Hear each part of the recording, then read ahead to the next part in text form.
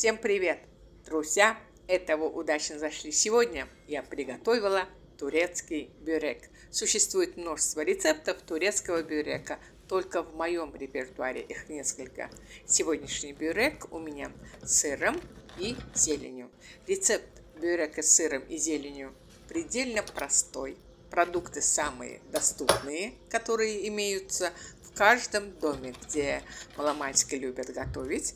А на выходе получается неимоверно вкусный, питательный и достаточно полезный пирог. Кому интересно, оставайтесь со мной и давайте пройдемся пошагово рецептам достаточно бюджетного, но безумно вкусного, нежного пирога турецкого бюрека с сыром и зеленью вместе. Итак, сначала подготовлю все продукты. Начну с теста. Просеиваю муку. В нее отправляю пол-пачки ванильного сахара. Его можно заменить ванилином, естественно. Щепотку достаточно будет. Соль, чайную соду. Ее можно заменить разрыхлителем. И сахар. Мешаю сухие ингредиенты. Сюда же отправляю катык. Его можно заменить 10-15% сметаной, нейтральным йогуртом, да, в конце концов кефиром. И растительное масло. И замешиваю тесто сперва ложкой, а затем руками. Тесто вначале достаточно липкое, непослушное, и с ним неудобно работать, если честно. Но, несмотря на это, не стоит забивать тесто мукой, иначе оно получится тугим, соответственно, конечный продукт не получится нежным, каким он должен быть. Замешиваю тесто 10-15 минут, и вот уже клейковина активизируется, и тесто постепенно становится послушным. Но для более уверенного результата даю тесту отдохнуть примерно 20 минут. Для этого обмазываю глубокую посуду растительным маслом, кладу сюда тесто и укрываю его, чтобы тесто не заветрилось. Я за это время подготовлю начинку. Для начинки подходит любой твердый и соленые планы фета, брынза, сыры. 50 на 50. У меня сегодня наш любимый мотал, и я его ничем не хочу мешать. Из зелени сегодня у меня зеленый лук, кинза, укроп и петрушка. В принципе, зелень я считаю, что может быть любая. Иногда по классике кладу шпинат, если он есть дома, конечно. А если нет, то кладу что-то другое, кирсалат, сельдерей и так далее. Таким образом, каждый раз получается новый вкус. Сюда же отправляю одно яйцо и белок второго яйца. А желток от второго яйца уйдет на смазку сверху пирога. Но это уже потом. Все ингредиенты начинки тщательно мешаю, но не мну, иначе зелень пустит сок, а это нежелательно для начинки. Пока я готовила начинку, тесто успело отдохнуть. Разделяю тесто на 3 части, на 3 колобка и раскрываю их, придавая им четырехугольную форму, так как противень у меня четырехугольный. А чтобы долго не возиться мытьем посуды, на дно противня застелила пергаментную бумагу, смотрите уже сами.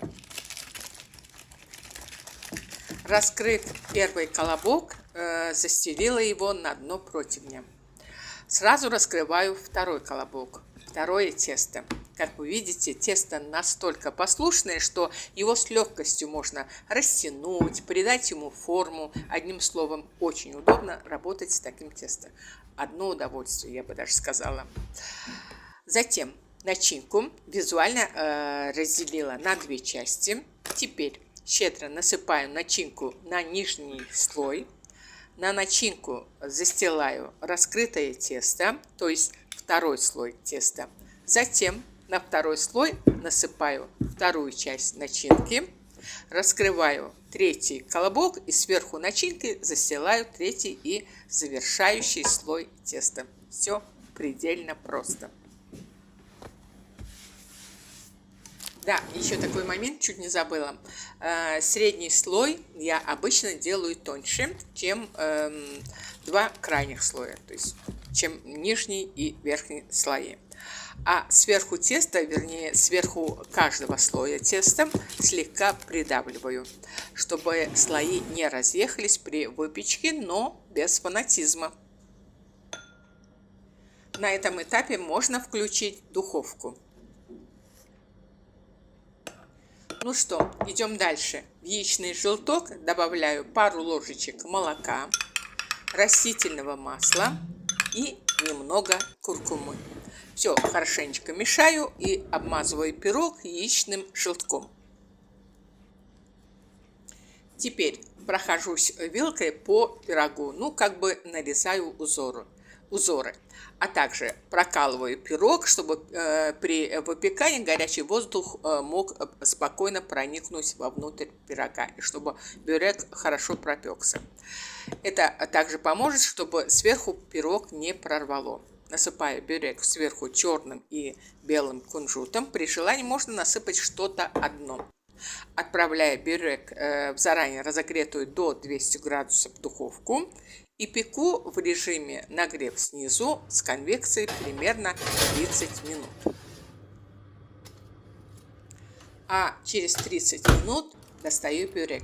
Он полностью пропекся сверху, снизу, а шпажка, которой я прокалываю пирог, остается абсолютно сухой. Во всяком случае, я очень надеюсь, что технические возможности моей камеры меня не подводят.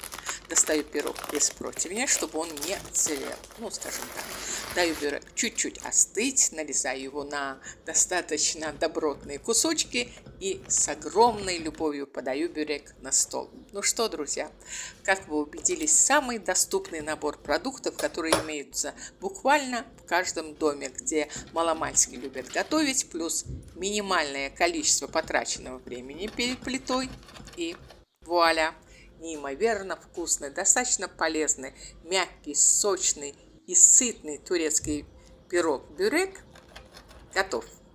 Обязательно приготовьте такую вкуснятину для себя и для своих близких. Турецкий бюрек отлично подходит как для легкого семейного ужина, так же как закуска для праздничного стола. А я всем желаю приятного аппетита, хорошего дня, бодрого настроения, побольше счастливого времяпровождения за семейным столом и приятных поводов для застолья. Благодарю всех за просмотр, за ваши лайки и отзывы. Я пока прощаюсь с вами, но буду ждать вас у себя в гостях, ведь я и рада, всегда вам рада.